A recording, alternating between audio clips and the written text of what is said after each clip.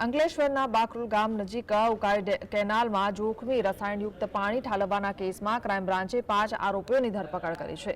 14મી ફેબ્રુઆરીએ ઉકાઈ યોજનાની નહેરમાં hazardous chemical waste ઠલવાયું હતું। કેમિકલથી નહેરમાં માછલીઓ મૃત્યુ પામી અને પાણીનો રંગ બદલાઈ ગયો હતો।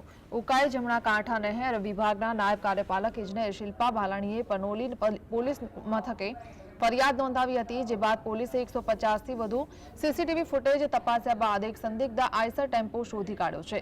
ટેમ્પો ચાલક મોહમ્મદ શમુદ્દીન શેખની પૂછપરછમાં વચેટિયા લુકમાન ઇન્દ્રેશીનું નામ ખુલ્યું। તપાસમાં જાણવા મળ્યું છે કે અંકલેશ્વર જીઆઈડીસીની ક્યુવી લેબ પ્રાઇવેટ લિમિટેડમાંથી 25 લીટરના 200 ડ્રમ રાસાયણિક પાણી લવાયું હતું।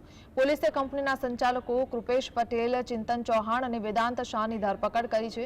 કેમિકલ નિકાલનો કોન્ટ્રાક્ટ ધરાવતા અબ્દુલ વહાબને વોન્ટેડ જાહેર કરાયો છે।